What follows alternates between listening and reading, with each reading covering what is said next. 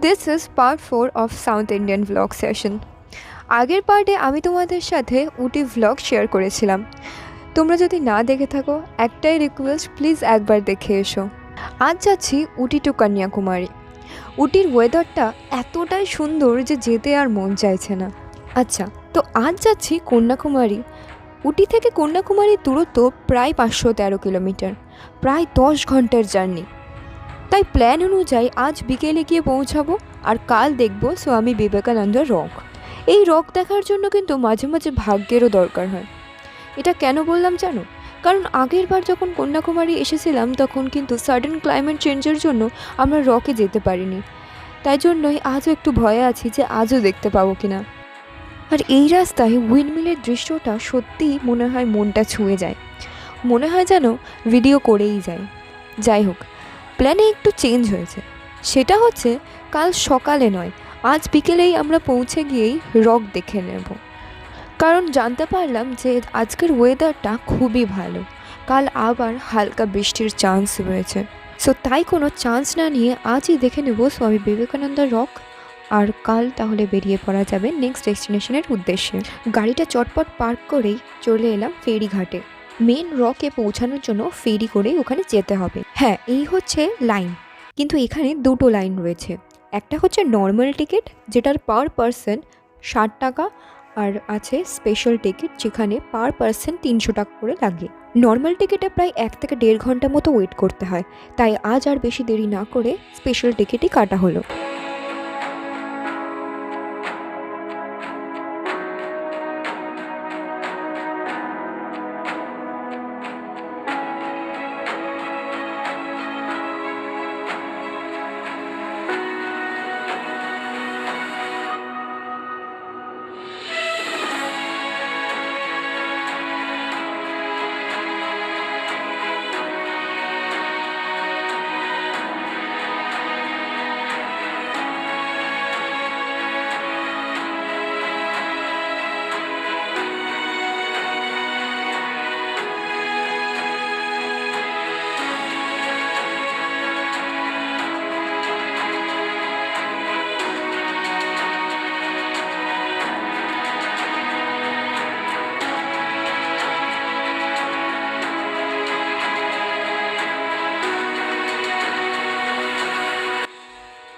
এখানে কিন্তু আসতেও যেমন ভিড়, যেতেও ঠিক তেমনই ভিড়।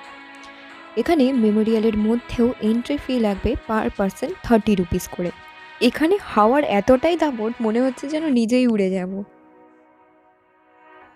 বলা হয়ে থাকে স্বামী বিবেকানন্দ এখান থেকেই ধ্যান করে নিজের জ্ঞানের প্রাপ্তি ঘটিয়েছিলেন। তার স্মৃতিতেই এই মেমোরিয়াল তৈরি করা হয়েছে। পাথর কেটে এই মেমোরিয়াল তৈরি করা হয়েছে, যা অত্যন্ত সুন্দর।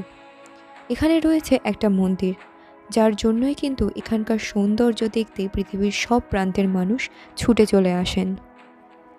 এই জায়গাটি সত্যিই শান্তির প্রতীক।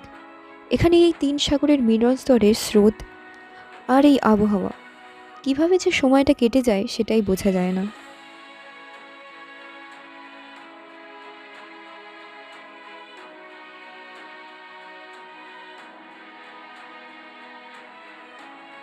সো কন্যাকুমারীতে 1 নাইট স্টে করে চলে যাচ্ছি নেক্সট ডেস্টিনেশনের উদ্দেশ্যে।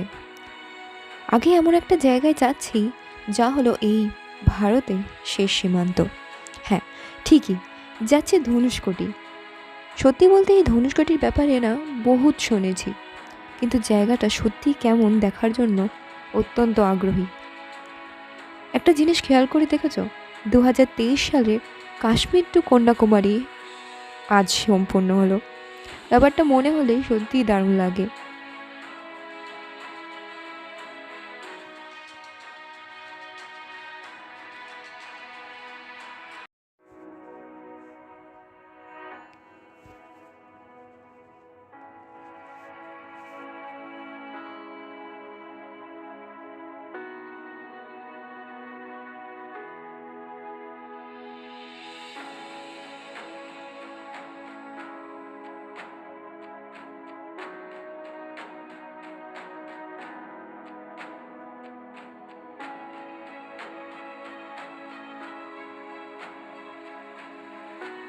এবার তোমাদের সামনে আরও একটা অসাধারণ এক্সপিরিয়েন্স শেয়ার করব।